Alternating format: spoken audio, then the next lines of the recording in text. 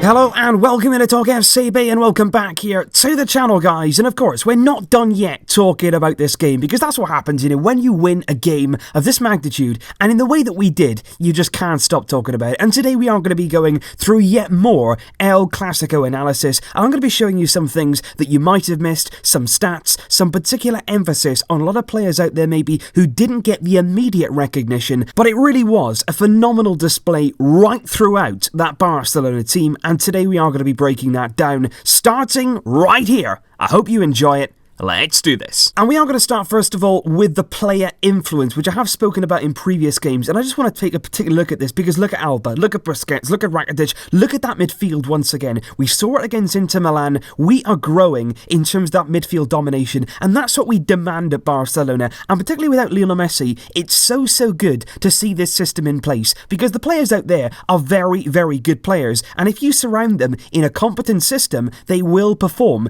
even without the best player in the world. And that's what we've seen. We've seen massive influence in Jordi Alba, the same over the other side there from Sergi, Roberto, but Busquets and Rakitic, Arthur as well, has all contributed to that midfield balance and that really dynamic core at the centre of that team that we can build everything from, has really contributed to some excellent performances against Sevilla, against Inter, and now against Real Madrid, depending on that midfield, flooding the wider areas, stretching the pitch and dominating the ball. That is what gives you results, and that is what has given us this phenomenal display. And I want to start here by looking at the interceptions yesterday, of which Jordi Alba and Sergi Roberto were the two players on the pitch out of everybody with the most interceptions. And that really was an example of everything good that we did yesterday. It really was. Sergi Roberto had 5 interceptions, Jordi Alba with 6, and both fullbacks were so aggressive. They were really aggressive in the way they went about their jobs. They were pressing really high at the pitch, looking to get right in the face of Real Madrid, win the ball back as high at the pitch as they could, and then build from that. Once they got it back, once they turned it over, which as you can see here, they did several times, they really got at Real Madrid. And it all started with that determination and that desire to win that ball back, intercept it,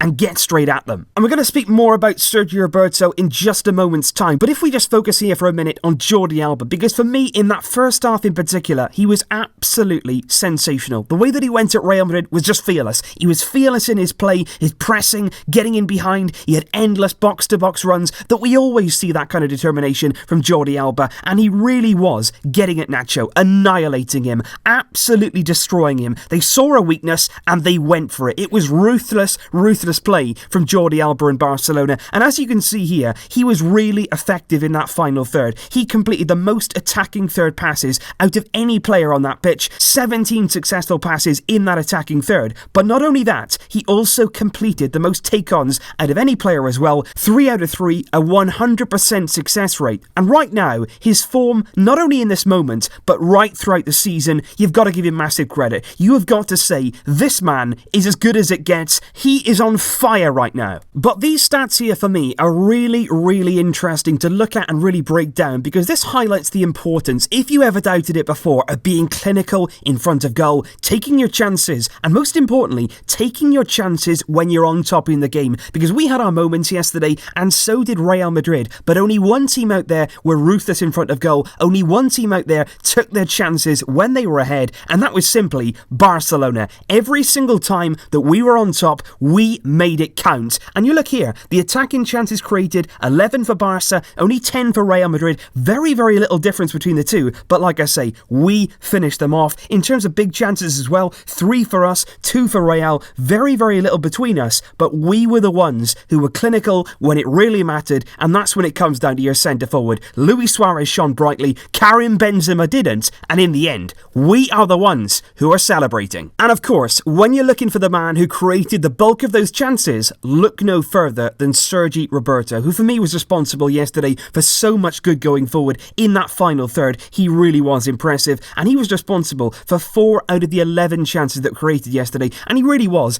everywhere on the pitch. Wherever you looked, Roberto Roberto was popping up, pressing, tackling, winning the ball back, bursting into the Real Madrid half. He was everywhere, and I thought it was a really interesting line actually came out after the match from Luis Suárez himself, who he said before the game, him and Sergi Roberto, they were discussing the 4-0 Clásico at the Bernabeu back in 2015 that we spoke before the game about as well, and he basically said to Sergi Roberto that he never seemed to get those kind of assists that he did in that game from Sergi anymore. He was saying, where are these kind of balls now? And here we are, back at it again. Sergi Roberto, when it matters most, when he was given an opportunity to get forward and get in those kind of areas that he can give those balls, Suárez was extremely grateful for it. He took the chances, and those two again, working brilliantly. And now I spoke about him yesterday in my analysis after the game of El Clásico, in particular in the goals. He was really, really key. But I want to discuss once again Ivan Rakitic, who I think was very impressive, and he often does save his very best displays for Clásicos, which is really, really important. He does perform on the big stage, and yesterday he completed the most passes out of any player, 65 out of 69, reaching their intended target, which gave him a 94% pass success rate, which is really, really impressive, especially in this kind of game when you're under so much pressure. To be that accurate is really, really good. But what was even more impressive for me yesterday was the way that he went about this game, the way that he went about those passes, and he did what we knew that he could do. We know that he can do this, that passing range, and most importantly, taking those risks and then paying off massively. 32 of those 65 passes were forward, and 12 of those coming in the final third. And that's what we have to see more from Rakitic. We've got to see him taking on those kind of balls,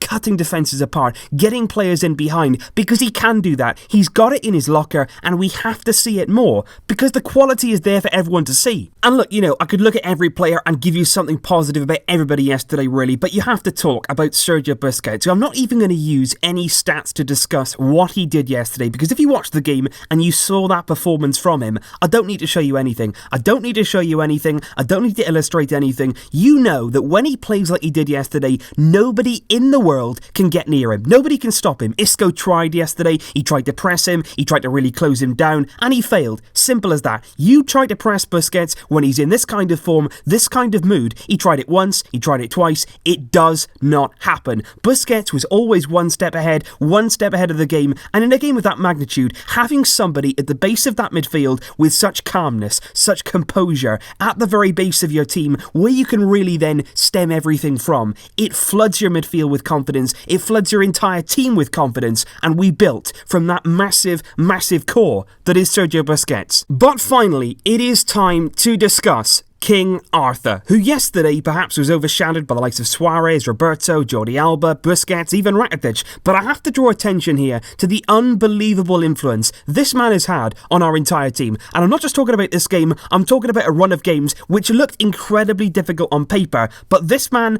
and the team have got us through those. Because in Arthur Melo, you have got a 22-year-old Brazilian midfielder signed in the summer with massive expectations on his shoulder, already similarities between himself and Xavi. He had to deal with that ever since he stepped through the door at the Camp Nou, and he'd never ever played in Europe before, and here he is, bossing Champions League matches, bossing El Clásico. You could not make that up. And for me, it's ever since that Tottenham game, where Valverde started him, perhaps to a bit of a surprise, and bang, we have never looked back from that moment. Arthur completely changed the dynamic of our midfield at Wembley, and Valverde has had no choice but to leave him in that team ever since. He gave us control at the Mestalla against Valencia, he helped us beat Sevilla, who were top of the league at the time, and he dominated Inter Milan's midfield and earned a standing ovation at the Camp Nou in the Champions League. And alongside Rakitic, Busquets, Modric, Kroos yesterday in El Clásico, he did not look out of place. He looked like he belonged amongst those kind of players. In fact, he's earned that right.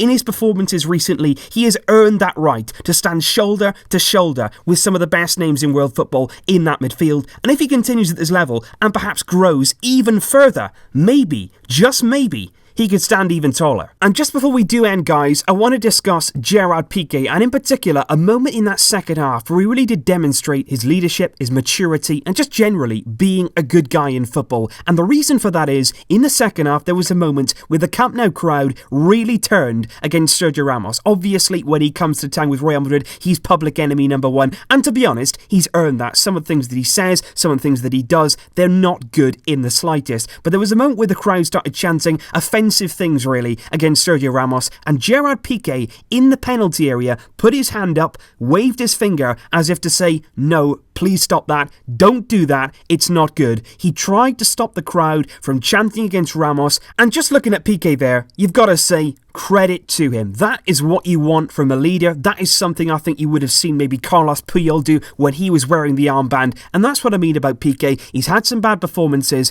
but his love for this club, the love for his players, and just generally in football, he's a good guy. And recently, he has come back into form alongside Clement Longley. And for me, as the season goes on, I think as a partnership, we're going to see it flourish. We're going to see Umtiti return. And I think our defence is going to get better and better and better as the season goes on, which with our attack looking like it is only a good thing. So that is that from this El Clásico video, guys. I hope you have enjoyed the full weekend of uploads, and I've really enjoyed giving them to you. We've got a phenomenal result here, but after this now, the attention will turn to our Copa del Rey midweek fixture against a lower league opponent, and what we're going to do in that game, hopefully, is see some B-team players, some promising talent, and that in itself is something to look forward to. I will see you then, guys, for those uploads. But until then, as always, Visca El Barça!